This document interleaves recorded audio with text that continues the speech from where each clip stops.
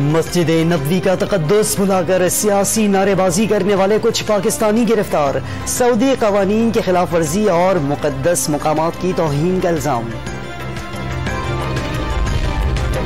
مسجد نبوی میں واقعہ اچانک نہیں ہوا، پی ٹی آئی نے پہلے سے منصوبہ بندی کی تھی، چاہیں تو ان کے گھروں سے نکلنا بند کر دیں۔ وفاقی وزیر داخلہ رانا ثناء اللہ کا مخالفت میں حد عبور نہ کرنے کا مشورہ۔ حمزہ شہباز سے وزیر اعلیٰ پنجاب کا حلف نہ لینے کی کیس کا فیصلہ 1 گھنٹے بعد سنایا جائے گا، کوئی عدالت کا حکم کیوں نہیں مانے گا؟ یہ ہائی کورٹ کی عزت کا معاملہ ہے، جسٹس جواد الحسن کا وکلاء سے مکالمہ۔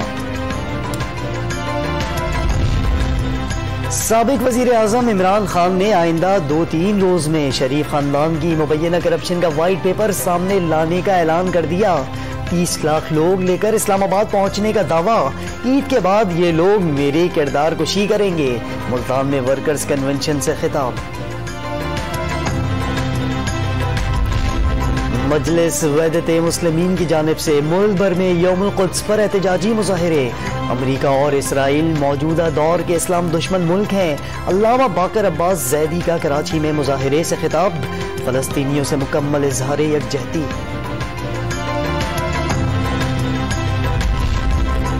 حج درخواستیں 1 سے 13 مئی تک جمع کرائی جا سکیں گی۔ اس سال اخراجات 7 سے 10 لاکھ روپے کے درمیان ہو سکتے ہیں، 60% سرکاری اور 40% کوٹا پرائیویٹ ہوگا۔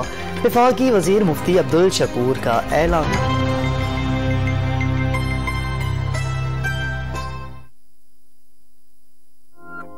پیش